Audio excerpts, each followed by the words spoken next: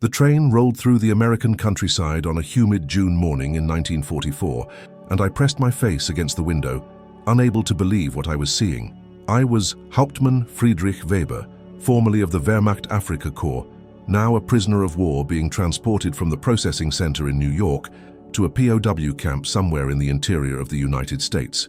Everything I'd been told about America, the propaganda I'd absorbed for years, was crashing against the reality passing before my eyes. The towns we passed looked prosperous, houses with painted facades, cars in driveways, stores with full window displays, children playing in yards, women shopping with full bags, men working in fields with modern tractors. This was supposed to be a nation on the brink of collapse, exhausted by war, its economy crumbling under the strain of fighting on multiple fronts. Instead, it looked like the war hadn't touched it at all. "Look at this," I muttered to Lieutenant Hans Richter beside me, another captured officer from my unit. "Look at the cars, the houses, the shops. Where are the bombed buildings? Where are the food lines? Where are the signs of a nation being bled dry by war?" "I don't understand," Hans replied, his voice confused. "The newsreels showed America as weak, desperate. We were told their factories were failing, their people starving, their military only strong because they threw massive numbers at problems without any real skill or equipment quality." Dagard walked past our compartment, a young American corporal who couldn't have been more than 20 years old. He looked healthy, well-fed, his uniform clean, and in good repair. He was chewing gum, a casual luxury I hadn't seen a German soldier enjoy in years. We arrived at Camp Aliceville in Alabama 3 days later, after a train journey that had taken us through multiple states, each one looking more prosperous than anything I'd seen in Germany since before the war. The camp itself was newly constructed, rows of neat barracks surrounded by fencing, guard towers at the corners. But what struck me immediately was the condition of the facilities. The barracks were clean. We each received a cot with a mattress, blankets, and pillows. There were showers with hot water, toilets that worked, a mess hall that looked more organized than many Wehrmacht field kitchens I'd seen. The American commander, Colonel Patterson, assembled us for an orientation that first evening. "Gentlemen, you are prisoners of war under the protection of the United States Army and the Geneva Convention," he announced in surprisingly good German. "You will be treated in accordance with international law. You will receive adequate food, medical care, and housing. In return, you will obey camp regulations and respect the authority of camp personnel. Those who wish to work will receive compensation according to Geneva Convention guidelines." "Questions?" An Oberleutnant named Klaus Hoffmann raised his hand. "What kind of work?" "Agricultural work primarily. We have arrangements with local farms that need labor due to their young men serving in the military. Cotton picking, crop harvesting, general farm work. You'll be paid 80 cents per day in camp scrip that can be used in the canteen. 80 cents per day." I did the quick mental conversion.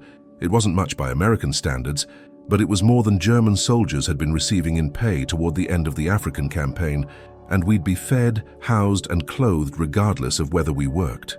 The first meal in the camp mess hall challenged everything I thought I knew about American capability. We lined up with metal trays and were served portions that seemed enormous by German military standards: meat, potatoes, vegetables, bread, butter, and dessert. Real coffee, not the ersatz substitute we'd been drinking in Germany for years. "This is a trick," Hans whispered beside me. "They're showing off for the first day, trying to impress us. Tomorrow we'll get the real rations." But the next day's meals were the same, and the day after that. By the end of the first week, I realized this wasn't a show for our benefit. This was simply how American POWs were fed, in accordance with the Geneva Convention requirement that prisoners receive rations equivalent to what the captor nation's own soldiers received. "Do you understand what this means?" I asked Hans one evening as we sat in the barracks. "This is what American soldiers eat every day. This level of food supply, this quality and quantity, is standard. They're not scraping by or making do with substitutes. They have so much productive capacity that they can feed their own soldiers, feed us as prisoners, and still maintain civilian food supplies at home." The implications were staggering. Germany had been on food rationing since 1939. By 1944, civilian rations were barely adequate for survival, and military rations had declined significantly. We'd been told this was because the entire nation was mobilized for war, that everyone was sacrificing for the war effort. But if America could feed its military and millions of prisoners while apparently maintaining abundance at home, What did that say about relative productive capacity? The canteen provided another revelation. With our work scrip, we could purchase items that had become rare luxuries in Germany: chocolate, cigarettes, soap, razor blades, writing paper. The canteen was stocked with American products in quantities that seemed absurd. No rationing, no limits, just shelves full of goods. "I want to buy chocolate for my wife," I told the canteen manager, a retired American sergeant who ran the facility. "Can I send a package back to Germany?" "Not to Germany, no, but you can buy what you want here. We've got Hershey bars, cigarettes, whatever you need." "How much chocolate can I buy?" He looked at me strangely. "As much as you can afford with your scrip. Why, how much do you want?" "In Germany, chocolate has been rationed to maybe 100 grams per person per month for the last 2 years. Before that, it was scarce. I haven't had real chocolate since 1941. The sergeant's expression changed to something like pity. "Son, you can buy a dozen Hershey bars right now if you want. We've got plenty." I bought 6 bars, more chocolate than I'd seen in 3 years, and ate one immediately. The taste was overwhelming, a reminder of a life before war, before rationing, before the daily grinding scarcity that had become normal in Germany. Work assignments began in July. Groups of POWs were trucked each morning to local farms to help with the cotton harvest and other agricultural work. This provided our first real interaction with American civilians, and the contrast with what we'd expected was jarring. The farmers were prosperous. They owned their land, had machinery that worked, and displayed a casualness about abundance that shocked us. One farmer, Mr. Johnson, brought lunch for the work crew one day: sandwiches made with meat, cheese, and fresh bread, along with ice-cold lemonade. "This is too much," I told him in my broken English. "You give us too much food." "It's just lunch," Johnson replied with a shrug. "Can't have you boys working in this heat without proper food. Besides, you're doing good work." "In Germany, civilians don't have this much food," I said carefully, not sure how to explain. "Meat is rationed, butter is rare. This lunch you bring, this is like Christmas dinner." Johnson looked uncomfortable.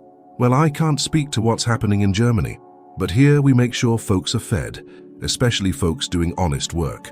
Over the following weeks, similar interactions accumulated, each one chipping away at the propaganda narrative we'd been fed for years. American civilians were not weak or degenerate. They were not suffering under their war effort. If anything, they seemed barely inconvenienced by the war that was consuming Europe and Asia. One evening, I was invited to the camp library, where English and German language books were available. The selection was extensive: history, literature, technical manuals, recent newspapers and magazines. I picked up a Life magazine from May 1944 and flipped through its pages. The photographs showed American factories producing ships, planes, tanks and artillery at scales that seemed impossible. Women working in aircraft plants, assembling bombers on production lines that stretched the length of massive buildings. Advertisements for automobiles, appliances, consumer goods, products that simply didn't exist in Germany anymore. Articles about Hollywood films, baseball games, university graduations. This was a nation at war, but it looked nothing like what war looked like in Germany. There was no blitz, no bombed cities visible in these photographs, no signs of deprivation or sacrifice at levels that had become normal in Europe. "They're winning," I said aloud, the realization settling in my mind with cold certainty. Of course they're winning. How could we ever have thought we could win against this? Hans looked up from the book he was reading. "What are you talking about?" I showed him the magazine. "Look at these factory photographs. Look at the scale of production. We were told American industry was weak, that they couldn't match German engineering and efficiency. But look at this. They're producing bombers by the hundreds, ships by the dozens. And this is just what they're showing in a civilian magazine. Imagine what they're not showing." "Propaganda," Hans said, but his voice lacked conviction. "They exaggerate their capabilities to intimidate us. Do they exaggerate the food we eat? The conditions of this camp? The abundance in the canteen? The prosperity of the towns we pass through?" I shook my head. Everything we were told about America was a lie. Not small lies or exaggerations, but fundamental lies about the nature of their economy, their society, their capabilities. As summer turned to fall, the scope of our misunderstanding became clearer. Camp commanders organized educational programs for POWs who wanted to learn: English language classes, American history, technical training. I enrolled in several courses, partly out of boredom and partly out of genuine curiosity about this nation that had defeated us. The American history course was taught by a retired professor from the University of Alabama. He explained American industrialization, the economic growth of the late 19th and early 20th centuries, the scale of American agriculture and manufacturing. The numbers he cited seemed fantastical: production figures, GDP calculations, resource availability. "You must understand," Professor Williams told our class, "the United States emerged from World War I as the world's largest creditor nation and most powerful economy. The Depression was severe, but even during those hard years, America's absolute productive capacity exceeded that of multiple European nations combined. When war production mobilized in 1940-41, that capacity was redirected toward military output at scales no other nation could match. But we were told America was weak," Klaus said from the back of the classroom, "that they had soldiers but no discipline, equipment but no quality, numbers but no skill." "Who told you that?" Williams asked gently. "Our officers, our propaganda, the newsreels. And what do you believe now, after being here?" Klaus was quiet for a long moment. "Now I believe we were lied to about everything." By December 1944, news of the war filtered into camp through guards and newspapers. The Ardennes offensive, what would later be called the Battle of the Bulge, was Hitler's last major offensive operation. We heard rumors that it had initial success, but within weeks it was clear the offensive had failed and German forces were in retreat. "It's over," I told a small group of officers gathered in our barracks one evening. "Whether it takes months or another year, Germany has lost. The question now is what comes after." "We go home," Hans said. "We rebuild." "Rebuild to what? The Germany we left doesn't exist anymore. The cities are being bombed to rubble. The economy has collapsed. Millions are dead. Whatever comes after this war, it won't be the Germany we remember." "So what do we do?" "We learn," I said quietly. "We learn what actually makes a nation strong, and it's not what we were taught. It's not racial purity or military aggression or authoritarian discipline. Look at what we've seen here. Prosperity built on industry, education, innovation, and yes, democracy and freedom. Things we were told were weaknesses are actually sources of strength." In January 1945, camp authorities announced that POWs who wished to remain in the United States after the war and apply for immigration status could begin preliminary paperwork. The announcement created heated discussions among the prisoners. "Stay in America?" Oberleutnant Hoffmann asked incredulously. "You want to abandon Germany? To become an American?" "I want to have a future," I replied. "What future do I have in Germany? My hometown was in the industrial Ruhr. It's been bombed repeatedly. My family's home is probably rubble. The economy is destroyed. It will take decades to rebuild, assuming the Allies even allow us to rebuild. Here, I could work, earn, build a life. Why wouldn't I consider that? Because you're German. Because your homeland needs you to rebuild." "Germany needs a lot of things," I said carefully. "Whether it needs people like me who served in the Wehrmacht is unclear. The Allies might view us as war criminals. Or at best, as representatives of a regime they'll want to forget. Staying here might not be about abandoning Germany, it might be about survival." The discussion grew heated, with camps forming among the POWs. Some were fiercely loyal to Germany and couldn't imagine living anywhere else. Others, particularly those who'd seen the worst of Nazi policies, were ready to leave the past behind and start fresh. Many were simply uncertain, waiting to see what post-war Germany would look like before deciding. As spring arrived in 1945, news of Germany's collapse became undeniable. The Rhine crossings, the advance into Germany from east and west, the fall of Berlin. On May 8, 1945, Germany surrendered unconditionally. The war was over. We'd lost. The reaction in camp was complex: relief that the fighting had ended, grief for the destruction of our homeland, uncertainty about what came next, and for many of us, a growing realization of the crimes our nation had committed. As more information emerged about concentration camps and the Holocaust, many POWs were confronted with atrocities they claimed not to have known about. I'd served in North Africa, far from the death camps of Eastern Europe, but I'd known the regime was brutal, had seen enough casual cruelty toward civilians to know that worse things were happening beyond my view. The full scale of the Holocaust was still shocking, but it wasn't entirely surprising to those who'd been paying attention. "We lost our honor along with the war," I told Hans one evening, as we listened to radio reports about the Nuremberg trials. "Everything we thought we were fighting for was revealed to be lies built on evil foundations." The question now is whether we can rebuild something worth preserving from the ruins. Repatriation began in late 1945, but it was a slow process.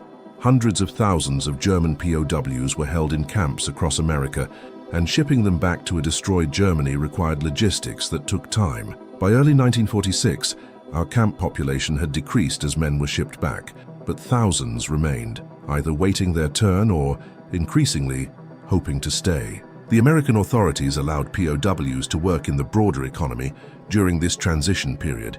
I found employment with a construction company in Birmingham, Alabama, working as a foreman on building projects. The pay was good, the work was honest, and for the first time in years I felt like I was building something rather than destroying it. "You're good at this," my American supervisor, Mr. Peterson, told me after several months. "Ever think about staying here permanent? We could use skilled men like you." "I've thought about it," I admitted, "but immigration is complicated, especially for former Wehrmacht officers." "You weren't SS, were you? No war crimes?" "No. I fought in North Africa. Clean war, relatively speaking. Captured in Tunisia in 1943. Then you've got a chance. Country needs workers, especially skilled workers who understand discipline and quality work. You should apply." I did apply, joining thousands of other German POWs who sought to remain in America rather than return to a devastated homeland. The process was lengthy and not guaranteed, but the American authorities were surprisingly open to accepting former POWs who could demonstrate they weren't war criminals and would be productive citizens. By 1947, my immigration application was approved. I became a legal permanent resident of the United States with a path to citizenship. Hans had applied as well, and his application was also approved. We were among approximately 5,000 German POWs who ultimately chose to stay in America rather than return to Germany. "Do you regret it?" Hans asked me in 1948, by which time we'd both established ourselves in Birmingham. I'd married an American woman, Mary, whose father had fought in the Pacific. Hans worked as an engineer for a manufacturing company. Regret staying? No. I regret what Germany became, what we participated in even if we didn't fully understand it at the time. But staying here, building a new life, no regrets. "I got a letter from my brother last month," Hans said. "He's in what's now East Germany, Soviet occupation zone. Rationing is still severe, the cities are still rubble, political control is oppressive. He says conditions are worse than during the war in some ways. And the American zone? Better, according to my cousin in Munich. The Marshall Plan is providing aid, but it's still hard. Years of hardship ahead. Meanwhile, we're here." He gestured at the American diner where we were eating lunch. "With jobs, homes, futures. Sometimes I feel guilty for having it so easy." "We're not escaping justice," I said. "We're just choosing a different future. Germany will rebuild with or without us, but here we can build something too." Over the following decades, former German POWs who stayed in America integrated into society with varying degrees of success. Some faced discrimination and suspicion as former enemies. Others were readily accepted, particularly in communities that valued hard work and skills over national origin. Many married American women, raised American children, and became thoroughly American while maintaining some German cultural connections. I became an American citizen in 1952, the same year my daughter was born. I never returned to Germany, though I followed news of its reconstruction with interest. The economic miracle of the 1950s and 60s, the eventual reunification in 1990. Part of me wondered what might have been if I'd returned, but I never regretted staying. What I saw as a POW in America contradicted everything I'd been taught about the United States. The propaganda that portrayed America as weak, decadent, and near collapse was shattered by the reality of American abundance, industrial capacity, and social resilience. A nation that could feed millions of prisoners of war the same rations its own soldiers received, that could maintain civilian prosperity while fighting wars on multiple continents, that could offer futures to former enemies. That was real strength. The German POWs who saw post-war America and begged to never go back weren't traitors abandoning their homeland. We were survivors recognizing that the world we'd known was gone and that our futures lay in embracing the reality we'd discovered rather than clinging to the lies we'd been told. We'd fought for Germany, we'd lost, and in losing, some of us found something better than what we'd left behind, a chance to build lives free from the ideologies and hatreds that had destroyed Europe. Not all of us took that chance, but those who did generally never looked back. Years later, in the 1980s, a German journalist interviewed me for a documentary about POWs who'd stayed in America. "Do you consider yourself German or American?" he asked. "American," I replied without hesitation. "I was born in Germany, fought for Germany, and will always have German heritage.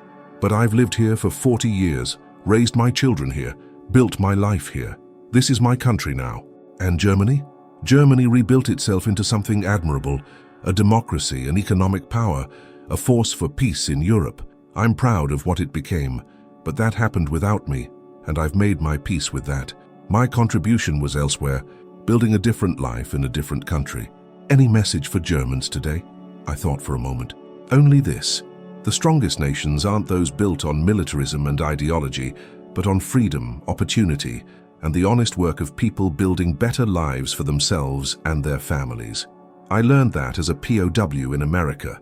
I wish Germany had learned it earlier and avoided the catastrophe we created, but at least we learned it eventually. When German POWs saw post-war America, the abundance, the opportunity, the freedom, the possibilities, many of us begged to never go back. Not because we hated Germany, but because we'd seen what the future could hold, and it looked better than the past we were leaving behind.